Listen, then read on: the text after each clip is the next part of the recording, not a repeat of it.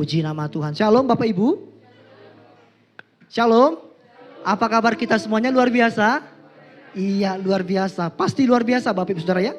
Meskipun ada banyak mungkin persoalan dalam hidup kita. Ada banyak mungkin pergumulan dalam hidup kita. Tantangan dalam pekerjaan kita. Dalam keluarga kita. Dalam pergaulan kita. Dalam studi kita bagi mahasiswa-mahasiswi. Tapi kita tetap percaya bahwa Tuhan tidak pernah tinggalkan kita. Amin. Nah, Bapak Saudara boleh lihat kiri kanannya, berikan dulu senyum yang termanis deh.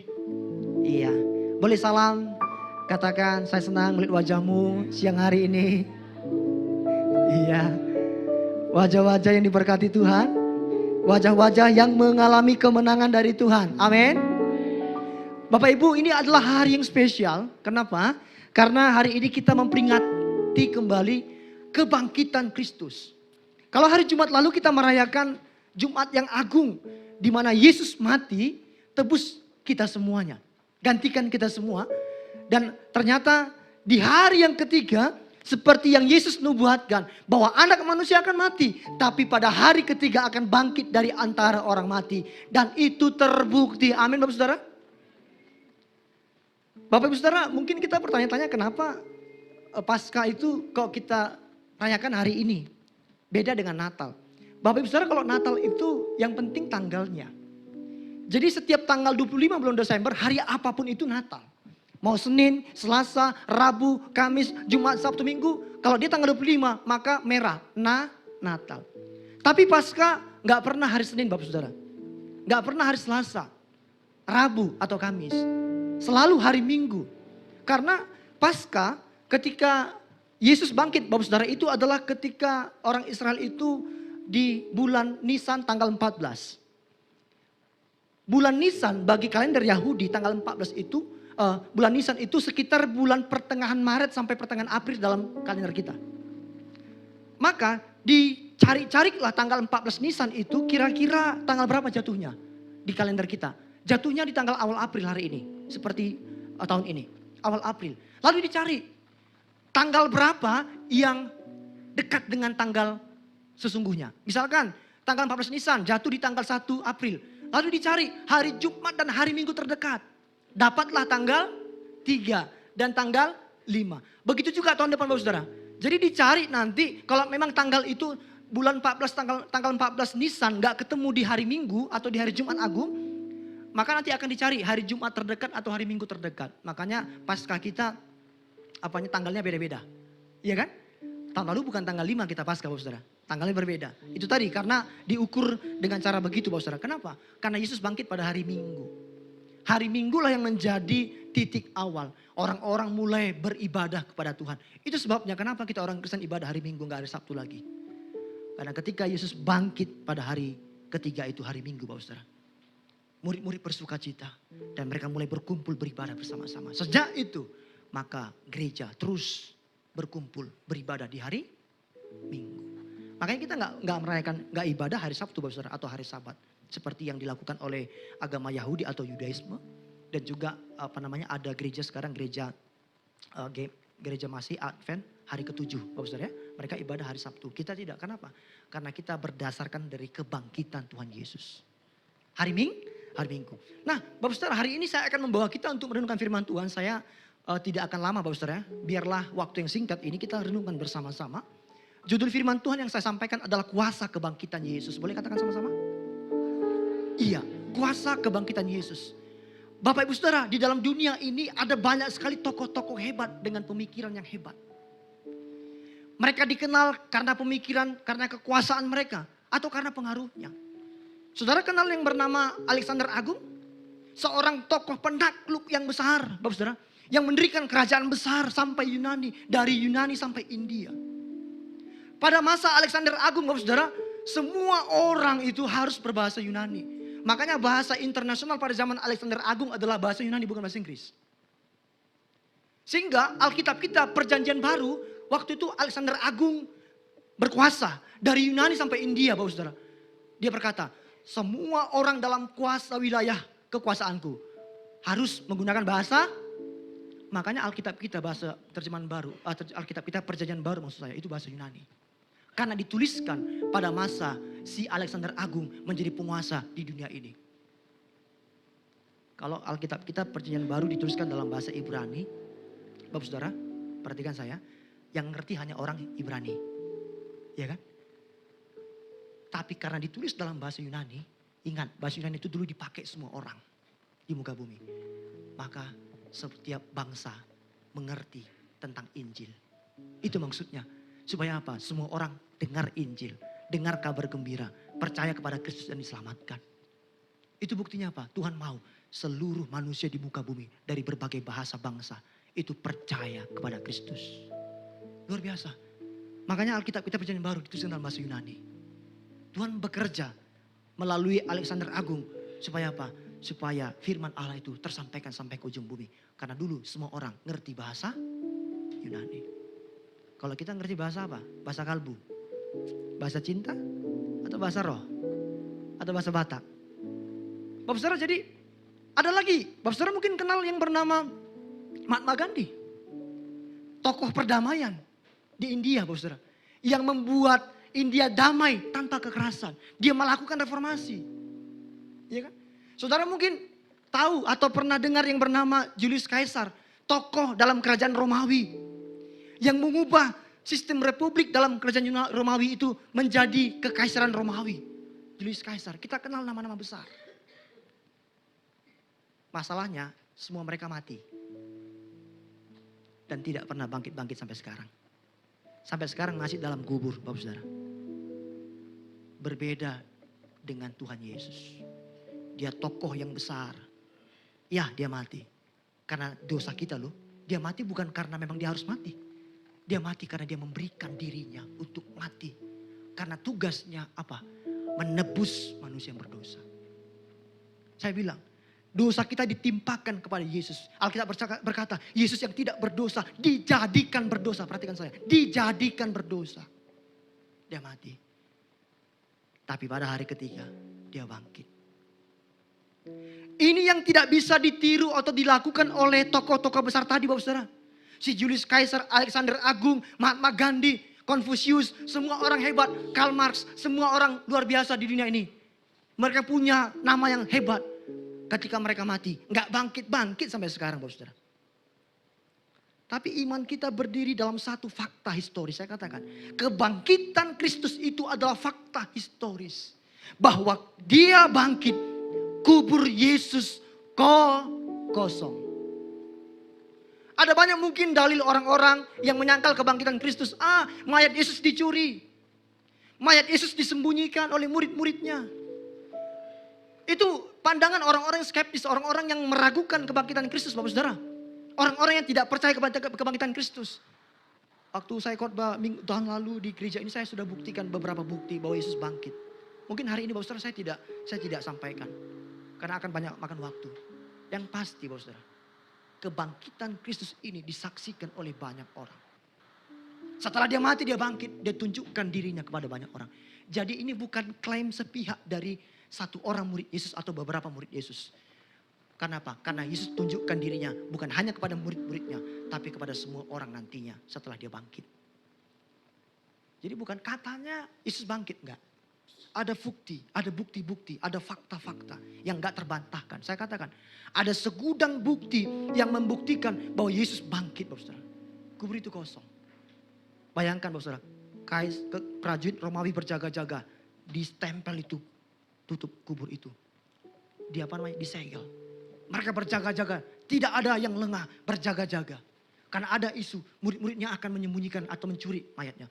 Lalu prajurit Romawi itu mengelilingi kubur Yesus berjaga-jaga. Tapi toh ternyata sehebat apapun mereka berjaga-jaga, kubur kosong. Jadi kalau orang bilang dicuri oleh murid Yesus, gak mungkin. Karena apa? Kubur Yesus dijaga ketat oleh prajurit Romawi. Gak mungkin dicuri. Hanya satu kemungkinan. Dia bangkit. Liang kubur tidak bisa menahan tubuh Yesus. Gak bisa. Kematian, maut tidak bisa menahan Yesus, gak bisa. Kenapa? Karena dia Allah yang hidup. Bapak Saudara, hari ini kita akan belajar dari 1 Korintus pasal 15 ini, Bapak Saudara. Bahwa tanpa kebangkitan Injil itu kehilangan kuasanya. Tanpa kebangkitan iman kita sia-sia, Bapak Saudara. Tanpa kebangkitan, kita nggak punya pengharapan. Kalau Yesus tidak bangkit, saudara nanti silakan baca dalam 1 Korintus pasal 15. Setelah pasal yang saya baca ini, saudara bisa baca. Apa yang terjadi kalau Yesus tidak bangkit? Semuanya sia-sia. Sia-sia kita beribadah hari ini Bapak Ibu. Kalau Yesus tidak bangkit. Sia-sia kita percaya kepada Yesus kalau Yesus tidak bangkit. Gak ada bedanya dengan tokoh-tokoh agama di luar sana. Dengan ilah-ilah agama di luar sana. Gak ada bedanya Yesus kalau toh dia juga tidak bangkit-bangkit dari kematian. Tapi ternyata fakta membuktikan Yesus bangkit. Bapak saudara, kita belajar apa? Apa kuasa kebangkitan Kristus? Apa kuasa kebangkitan Kristus? Ketika dia bangkit, maka ada kuasa kebangkitan Kristus yang akan kita alami sebagai orang-orang percaya. Bapak saudara, boleh ikut saya katakan sama-sama, boleh pegang dadanya katakan. Saya mengalami kemenangan karena kebangkitan Tuhan Yesus berkuasa. Amin. Amin. Bapak Ibu, karena kebangkitan Kristus itu berkuasa, maka kita akan mengalami kemenangan dalam hidup kita. Saya bawa kita melihat yang pertama Bapak Saudara. Apa kuasa kebangkitan Kristus? Kuasa kebangkitan Kristus itu adalah kuasa yang menyelamatkan. Kita baca 1 Korintus pasal 15 ayat 1 sampai 2. Alkitab berkata begini. Dan sekarang saudara-saudara, aku mau mengingatkan kamu kepada Injil yang aku beritakan kepadamu. Dan yang kamu terima, yang di dalamnya kamu teguh berdiri. Oleh Injil itu kamu diselamatkan. Asal kamu teguh berpegang padanya. Seperti yang telah kuberitakan kepadamu. Kecuali kalau kamu telah sia-sia saja menjadi percaya. Bapak Ibu, ini surat yang dituliskan oleh Paulus. Ketika itu jemaat di Korintus mulai meragukan kebangkitan Kristus. Maka Paulus mengingatkan kembali orang-orang di Korintus tentang apa? Tentang Injil. Tentang kabar baik. Bahwa Yesus turun ke dalam dunia ini, dia mati dan dia akan bangkit nantinya. Oleh Injil itu kamu diselamatkan katanya Bapak Saudara. Perhatikan Bapak Saudara, apa Injil? Injil itu artinya kabar baik Bapak Saudara. Injil itu bukan opini manusia. Injil itu adalah proklamasi Allah kepada manusia. Bahwa apa? Bahwa aku Allah merancangkan keselamatan bagi manusia yang berdosa. Dalam Roma pasal 3 ayat 23. Semua orang telah berbuat dosa dan kehilangan kemuliaan Allah. Roma 6 ayat 23. Upah dosa ialah maut. Bapak Ibu, saya katakan faktanya kita ini manusia berdosa, saya bilang. Tapi Yesus tebus kita Bapak Saudara. Itu kabar baik. Kabar buruknya apa? Harusnya kita ini yang berdosa ini mendapatkan ganjaran. Yaitu maut. Kebinasaan kekal selama-lamanya Bapak Saudara. Itu kabar buruknya. Lalu ada kabar baik bahwa Yesus tawarkan keselamatan. Kalau kau mau selamat, gak mengalami kebinasaan kekal karena manusia berdosa, karena dosa-dosamu, percaya sama aku. Itu kabar baiknya Bapak Saudara. Makanya Injil itu menyelamatkan, Injil itu berkuasa Bapak Saudara. Dikatakan oleh kitab Roma, dikatakan oleh Paulus begini Bapak Saudara. Injil itu adalah kekuatan Allah yang menyelamatkan. Amin Bapak Saudara. Makanya Bapak Saudara, gereja itu harus berpusat pada Injil, bukan yang lain. Ada banyak sekarang gereja yang mengajarkan pengajaran-pengajaran yang tidak lagi gospel center. Enggak lagi berpusat pada Injil. Yang disampaikan apa? Kedagingan. Hanya tentang kesuksesan, diberkati. Kesuksesan, diberkati. Mujizat terjadi. Bapak Saudara, orang yang selalu mencari-cari mujizat dari Tuhan itu orang yang belum percaya sama Tuhan sesungguhnya. Kenapa? Kalau kita sungguh percaya sama Tuhan, kita enggak perlu bilang, Tuhan buat mujizat supaya aku lebih percaya. Enggak perlu. Hanya orang yang kurang iman yang minta, Tuhan kasih tanda, Tuhan kasih mujizat. Itu orang kurang beriman. Makanya Alkitab berkata, mujizat itu adalah tanda bagi orang yang tidak percaya atau kurang percaya. Makanya kita orang percaya itu jangan mencari-cari mujizat Bapak Saudara. Amin. Kita gak usah kejar-kejar mujizat. Kenapa? Karena Tuhan pasti mengerjakan sesuatu yang luar biasa. Dia akan selalu tolong kita. Dia akan selalu lindungi kita. Pimpin kita, dampingi kita dalam hidup kita. Asal kita mau setia terus ikut Tuhan Bapak Saudara. Dikatakan di sini diselamatkan. Oleh Injil kamu diselamatkan. Bapak Saudara, kata diselamatkan ini menunjukkan bahwa keselamatan itu bukan hanya ketika Yesus mati di salib. Jadi siapa yang waktu itu percaya kepada korban Kristus di kayu salib maka selamat. Tapi sampai sekarang terus berlangsung. Tawaran keselamatan dari Tuhan itu terus berlangsung. Sampai nanti Tuhan datang kali kedua Bapak Saudara. Sampai sekarang. Jadi selama kita hidup Bapak Saudara itu tawaran keselamatan itu masih Tuhan berikan bagi kita. Amin Bapak Saudara. Maka saya katakan begini, tanpa kebangkitan Kristus tidak ada keselamatan. Boleh katakan sama-sama? Tanpa kebangkitan tidak ada keselamatan. Iya, sia-sia semua. Bapak Saudara perhatikan gambar ini. Bayangkan Bapak Saudara, seorang yang tenggelam di tengah-tengah lautan. Nggak bisa berenang Bapak Saudara. Lalu dia minta tolong, help me somebody, help me, help me, help me, help me.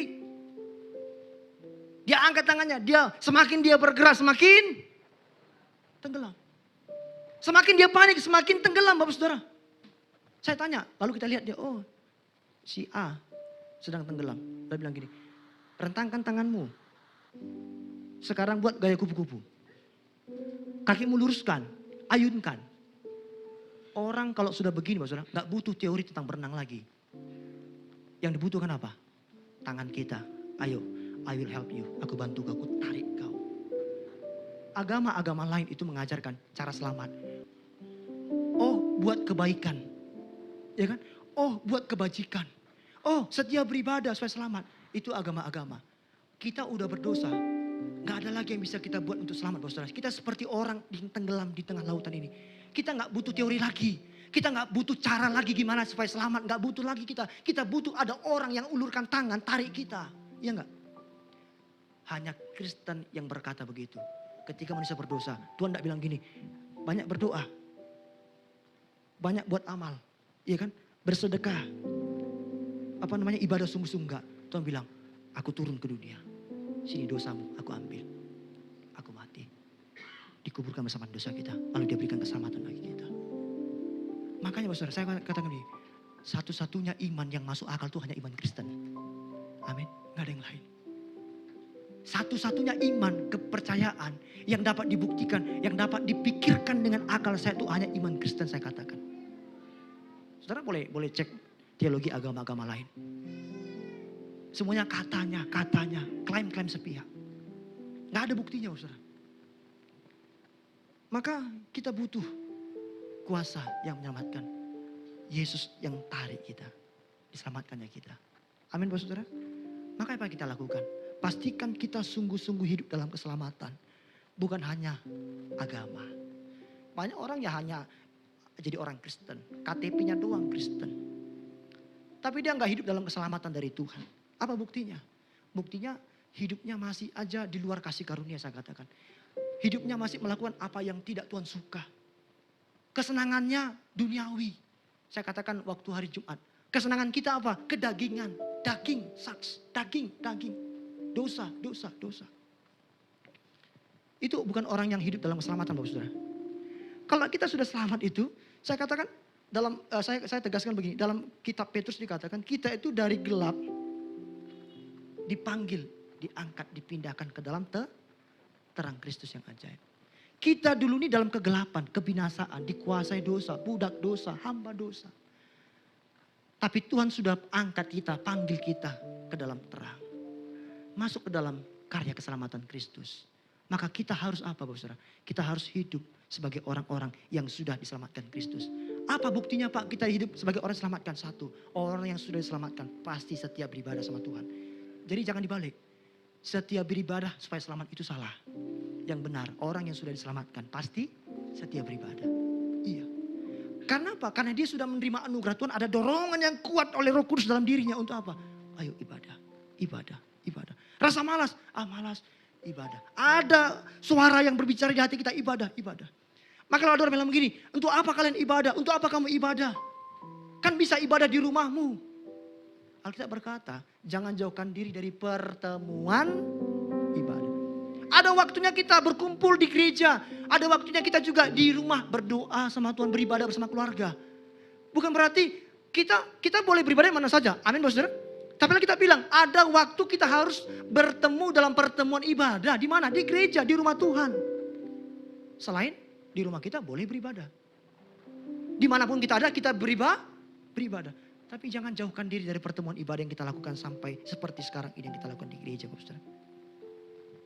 Ibadah itu tidak menyelamatkan. Saya bilang begini, memang ibadah tidak menyelamatkan. Tapi orang yang diselamatkan pasti beribadah. Ibadah gak menyelamatkan katanya. Memang ibadah gak menyelamatkan. Tapi kalau kau diselamatkan Tuhan, kau sudah terima kasih karunia Tuhan, kau pasti setia datang sama Tuhan. Apalagi yang kita lakukan? Ayo pegang Injil dalam pergumulan hidup kita, Bapak Saudara. Pegang firman Tuhan dalam hidup kita. Amin, Bapak Saudara. Jangan yang lain.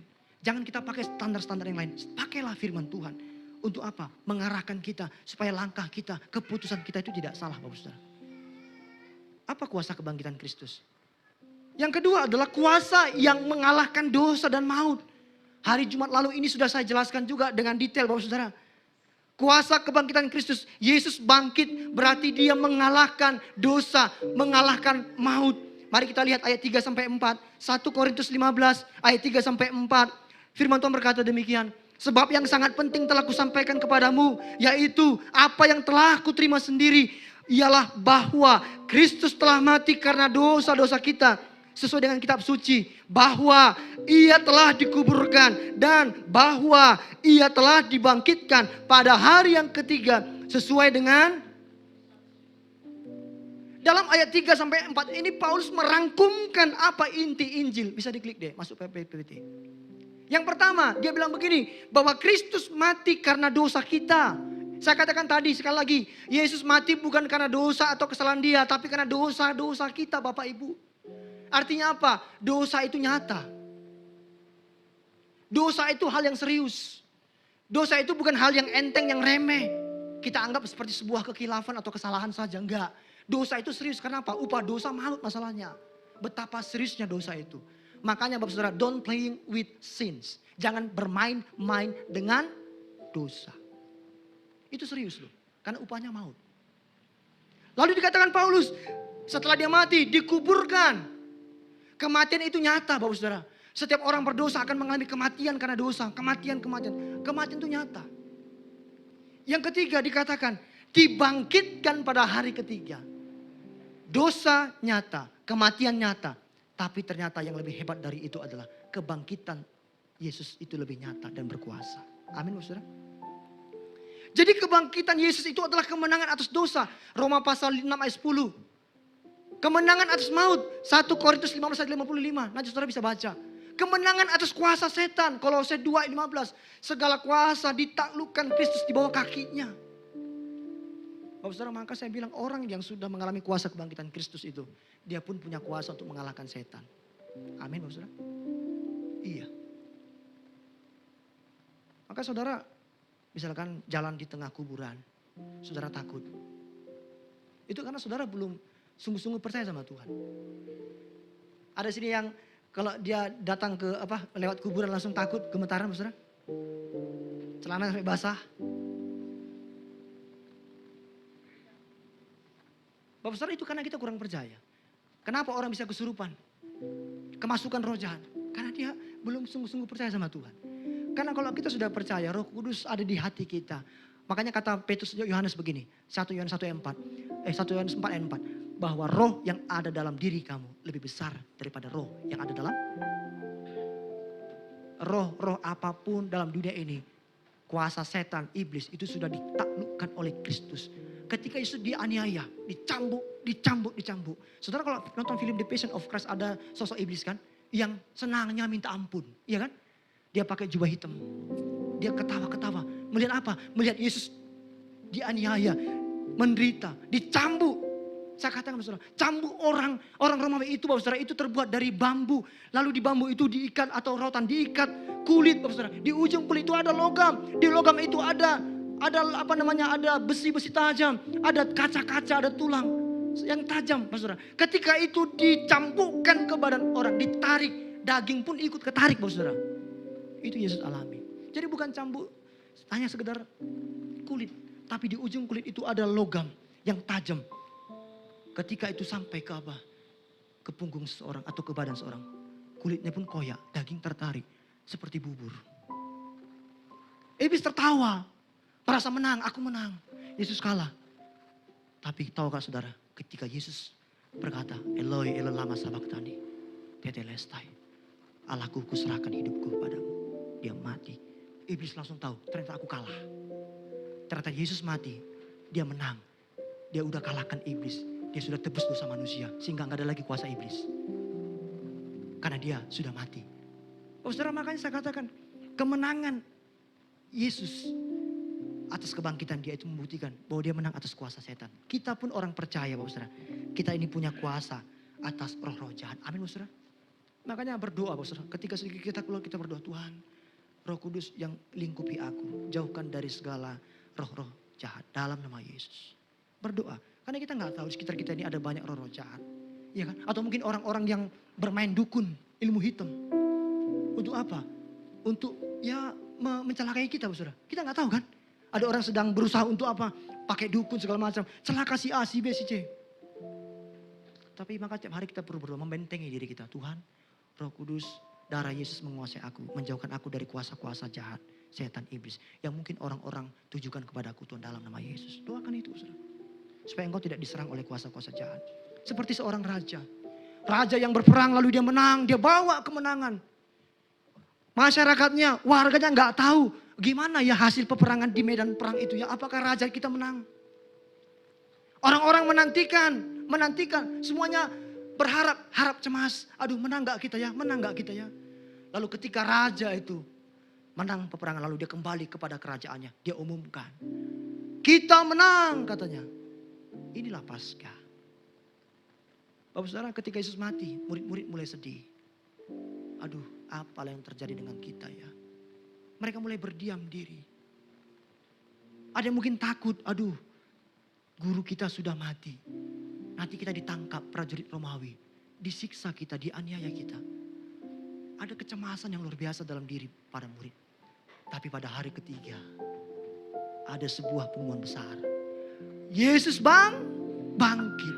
Oh saya percaya ketika Petrus dengar itu dia langsung gak percaya. Dia langsung melihat dan benar. Gak ada lagi Yesus dalam kuburan itu. Dan dia bangkit. Ini adalah kemenangan atas dosa dan maut. Amin Bapak Saudara. Apa yang kita lakukan? Ayo Bapak Saudara jangan hidup seolah-olah dosa masih berkuasa. Gak sanggup aku Pak. Jangan dendam sama orang tuamu. Jangan dendam sama teman-temanmu. Gak bisa aku Pak. Aku udah berusaha untuk mengampuni tapi gak bisa Pak. Itu berarti kita masih berkata dosa masih berkuasa dalam hidupku. Aku gak mampu. Bapak saudara saya katakan kebangkitan Kristus itu sudah mematikan dosa dan maut. Artinya apa? Gak ada yang gak mungkin bagi kita untuk hidup meninggalkan dosa, mengalahkan dosa. Dosa itu udah gak punya lagi kekuatannya Bapak saudara. Gak ada lagi kekuatannya. Karena apa? Karena kita gak lagi budak dosa saya katakan kan. Iya gak? Dulu ketika kita budak dosa, dosa yang ngontrol kita terus. Karena kita hambanya dosa memang, harus taat sama dosa. Tapi ketika kita percaya kepada Kristus, Yesus sudah tebus kita dan dia bangkit Bapak Saudara. Maka kita punya kemenangan atas dosa. Jangan lagi hidup seolah-olah dosa itu masih berkuasa dan kita gak sanggup mengalahkannya Bapak Saudara. Amin. Bapak Saudara saya gak tahu dosa apa yang masih kita punya sampai saat ini. Yang kita berkata, aduh aku gak sanggup meninggalkan ini. Gak bisa Tuhan, gak bisa. Hari ini katakan, kebangkitan Kristus memberikan kuasa kepadaku. Untuk menaklukkan, mengalahkan dosa dalam hidupku. Amin saudara. Lawan dosa dengan keyakinan. Kristus menang. Yang ketiga. Apa arti kuasa kebangkitan Kristus? Apa kuasa kebangkitan Kristus? Yang ketiga. Kuasa yang meneguhkan iman. Dalam ayat 5-8 saya baca. 1 Korintus 15. Bapak saudara saya hari ini khotbahnya tekstual. Jadi saya baca, saya bahas dalam perikop 1 Korintus 15 ayat 1-11 Bapak Saudara ya. Jadi kita baca per ayat. Memang saya nggak bisa menjelaskan terlalu detail karena ini bisa makan waktu panjang Bapak Saudara. Saya hanya menyampaikan apa yang menjadi garis besar dari tiap-tiap ayat ini Bapak Saudara.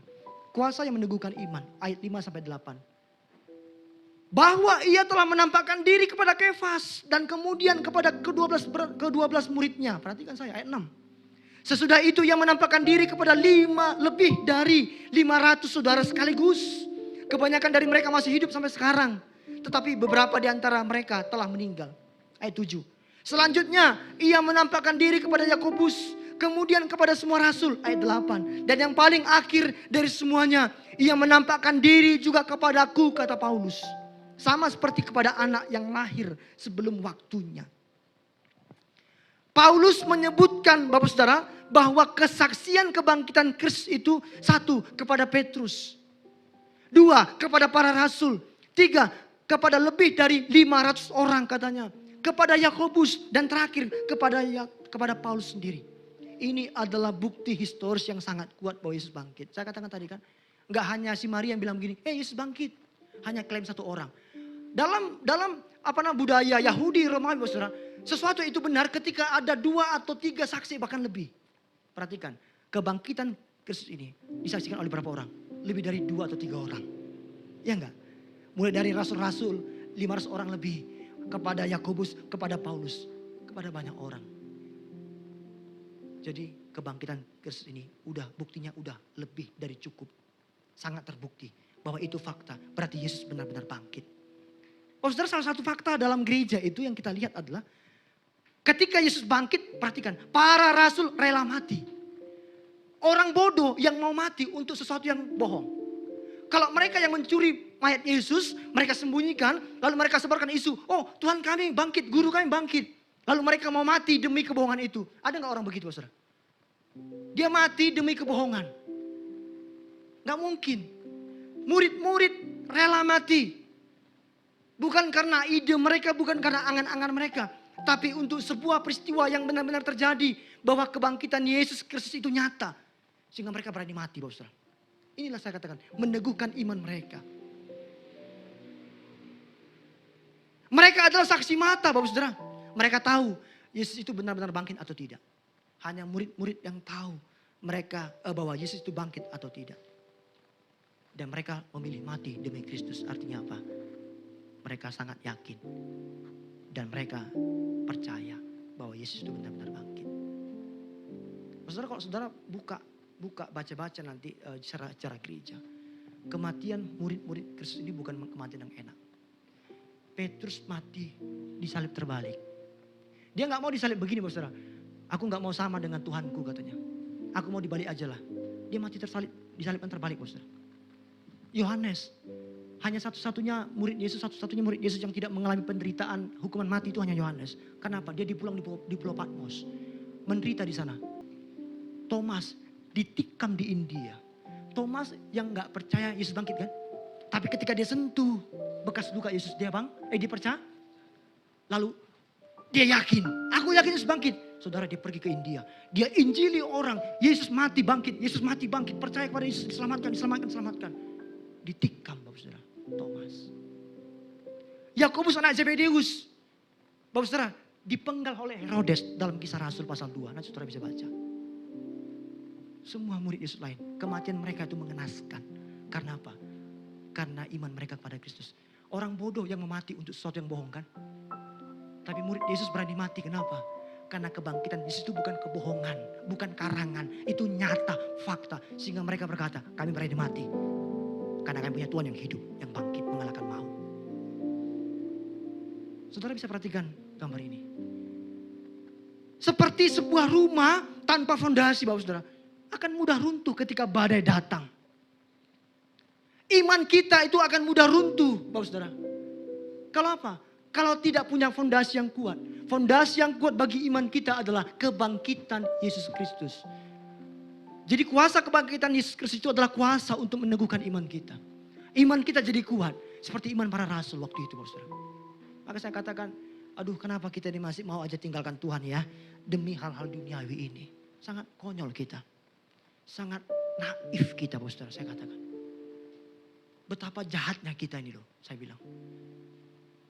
Kita masih mau gantikan Tuhan untuk hal-hal yang lain. Kekayaan kita lah, popularitas kita lah, jabatan kita lah, kesuksesan kita lah. Kamu mau sukses, tinggalkan Tuhanmu, tinggalkan imanmu, sembah aku. Bapak Saudara, iblis setan itu menawarkan berbagai cara. Mungkin lebih cepat daripada kita berdoa. Ketika kita berdoa kan, lebih cepat jawaban iblis daripada jawaban dari Tuhan, Bapak Saudara. Lalu kita mulai tergiur tinggalkan Tuhan. Saya katakan betapa konyolnya kita, Bapak Saudara. Apa yang kita renungkan, apa yang kita lakukan dalam bagian ini? Tetap percaya walaupun keadaan sulit. Maut sudah dikalahkan Tuhan. Amin, Saudara. Yang tersulit dalam hidup manusia, masalah terbesar dalam hidup manusia itu dosa. Jadi bukan tidak punya uang, Saudara. Bukan tidak punya pekerjaan, bukan sakit. Bukan itu masalah terbesar kita. Masalah terbesar manusia adalah dosa.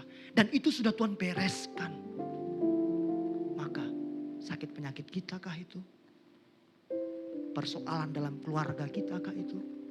Persoalan dalam studi kita kah itu? Persoalan ekonomi kita kah itu? Dalam pelayanan kita kah itu? Persoalan apapun dalam hidup kita, saudara. It's easy, mudah bagi Tuhan. Amin. Karena apa? Yang terbesar dia sudah selesaikan. Itu hanya hal remeh kecil sama Tuhan. Jadi jangan kita terbalik. Kita merasa Tuhan engkau gak baik. Engkau gak tolong aku Tuhan. Hutangku menumpuk, terus menumpuk. Pekerjaanku Tuhan gak maju-maju Tuhan. Bangkrut. Studiku Tuhan. Ada aja masalah dengan dosen, masalah dengan teman-teman satu kelas atau dalam satu kampus. Saudara, jangan ukur kebaikan Tuhan dengan apa yang kita alami. Amin, saudara. Jangan pernah ukur itu. Kenapa? Yang jauh lebih besar sudah Tuhan kerjakan dalam hidup kita. Ayo tetap percaya walaupun keadaan sulit. Amin, saudara. Jangan tinggalkan Tuhan. Amin. Karena dia bangkit, kuasa kebangkitan itu yang meneguhkan iman kita. Yes, sekali Yesus, selamanya Yesus. Amin, saudara. Bilang kiri kanannya, jangan tinggalkan Yesus, bilang. Karena uangmu, karena pacarmu, ya, karena apapun juga. Amin, saudara. Yang ketiga, yang keempat, maksud saya yang terakhir, yang keempat. Kuasa kebangkitan Kristus adalah kuasa yang mengubahkan hidup. Wah, luar biasa.